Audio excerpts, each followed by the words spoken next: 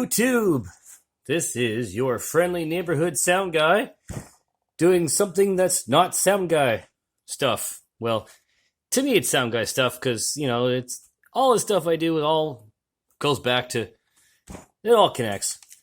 Anyway, we're working on the old Ford Flex that I have, a 2010 Ford Flex, and the brakes were grinding. The brakes were grinding real bad. The reason why my brakes were grinding real bad, well, there's one of the brake pads.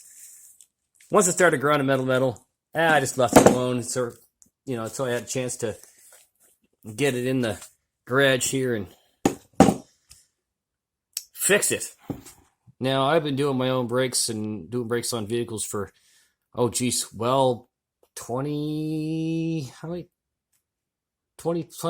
years. Doing a lot of my own brakes. And learned a lot about brakes in the process of, I always have lots of conversations with professional mechanics that I know and always learning more and more about it all the time. And it's something I've always known is why this happens. We get uneven wear. We got one side that's got some material left, and this has got really uneven wear. You see it's a, big groove worn in it. And the cause of that, this is the caliper bracket. So it's what attaches the caliper. The brake pads sit in these slots on this caliper bracket. And these are the guide pins. And these are supposed to be freely moving, sliding in and out. Guess what? They ain't moving. So in this case, they're not stuck too bad. I already did the passenger side. This is the driver's side. The driver's side I always find here in my part of Canada, the driver's side is always in better shape. Because it's on the left. It's on the center of the road where there's less salt build up and much less spooge. So this side is not as bad as the passenger side was, the right side.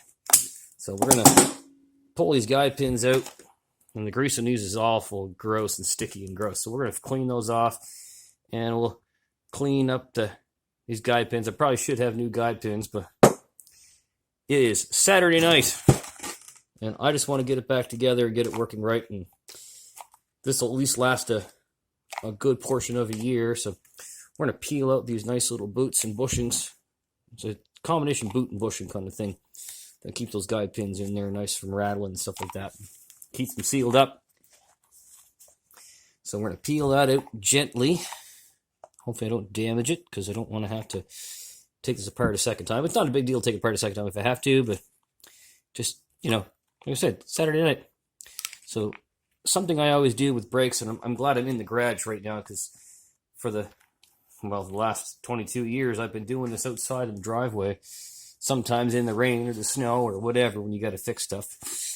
That's just what I do. So we got this all cleared out. It looks fairly clean in there. I did a video years ago about servicing brakes on a Rutan, and I did something similar to this, fixing this issue, doing a mobile call, and this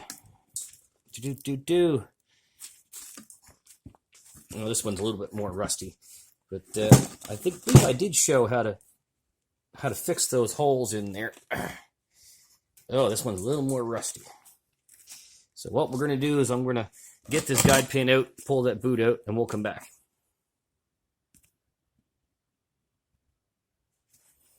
Ta-da! Magic of film. Magic of video recording. I've got that bushing / boot out. You can see it's a little bit rusty in there, and the pin is a little more rusty than it could be, but we'll clean that up. It'll be fine. We'll take the little tiny disc and clean all this rust off of here. Now, what I find about working on these kind of things, like caliper brackets and stuff like that, part of the cause for these things, the brake pads getting seized up and such, these clips go on here, and this is what the pads ride on, is these nice stainless steel surfaces. These like this. So they go in here like that, and they ride in here to slide back and forth and take up the slack. Now what happens is rust builds up and takes up clearances. And that's what happens with a lot of stuff. So you see there's a rust buildup here, there's rust buildup on here, and that rust buildup can make that grow and take up the clearance. This clip will actually open up a little bit and make that stuff stick. a little bit of rust in those slots will make it stick too. So what I'm going to do is I'm going to take my, so I'll use some of the angle grinder a little bit with a flat disc on it to clean up some of this outer part of this caliper. A lot of times I'll use a wire brush on the angle grinder, but I'm going to use a flat disc for some of these parts because it seems to be working better. I've got the air drill with a surface prep pad for prepping these flat surfaces and making them clean, and make sure mating surfaces, make sure they are nice and clean and smooth and flat. And I'll do some of that to this too once I'm done. And a lot of this will be done with the die grinder or whatever, Dremel, whatever you want to call it, with the carbide burr tool. I found this is working really well to clean all these little nooks and crannies and all this built up rust. And I want this to be clean and nice, and I want to go in around these holes, make them back to bare metal, and I'm going to scrape that with a screwdriver inside to make sure there's no rust in this as much as I possibly can. And then I'll cover everything with grease in there and grease them up real nice, and that'll keep the rust from growing. And I want this outer surface to be rust free as well, back to bare metal if I can, and coated with grease when I put these seals back in. And then when I clean out these holes, and it'll all be clean, everything's greased, it'll keep any water out, and it'll also keep the rust from growing again, because there won't be any oxygen in there. The grease will keep it sealed. And then we won't have anything, rust building up and growing, taking up those clearances and keeping this from working. And my brakes will last longer, and I don't have to keep replacing pads and rotors all the time. And that's what you got to do. So this is the first brake job I've done on this. I had this for exactly a year, this Ford Flex. It's in great shape. It's done a lot of kilometers on it, but it's 160,000 clicks on it, I think, something like that, which is not a lot. 150,000 maybe, not a lot. That's not even 100,000 miles on it yet. So that's, decent. But if you clean all these surfaces up, then the rust won't grow, and then everything will last longer. It'll stop better, and it won't be dragging and wearing all the stuff up. So I'll do a little bit of this, and then we'll come back when I get a little more along the process. We're back. So here we got a piece of Scotch-Brite. You cut it in a piece about that size, and you put the drill in forward, and then the drill bit will grab the piece of Scotch-Brite and hold on to it. And there you go. That's how you clean these inside holes. Perfectly clean and clear. Just shove them in there real tight to get that to hold on tight enough. And then what you do is you kind of pull it in there, and that'll pull itself in. Get that in there, almost. Pull itself tight. So wiggle it in there a little bit. There we go.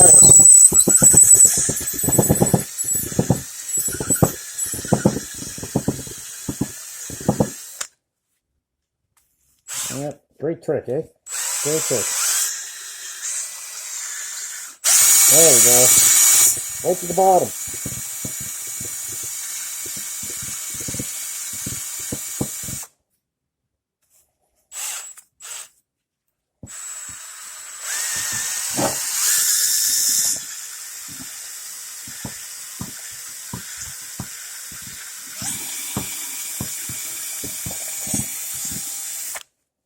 And there you have it. Inside holes, the caliper brackets. See how shiny that is? Clean as new. Well, it looks better than new. There you go. You see my caliper bracket is all nice and cleaned up now. I'm going to put my new clips on there. My new clips will go on there nice. We'll grease everything up. And I'll have good working brakes. Now, one more thing. Do not do this kind of work without a proper PPE. Right now, you can hardly hear me because I'm wearing my respirator. This is full of brake dust, which can cause cancer-causing stuff in it. Please, in an enclosed space, do not do this without a respirator. It will hurt your lungs. Please, and thank you. Please remember to subscribe and like down below. Let me know what you think. Rock on, everyone. Be kind.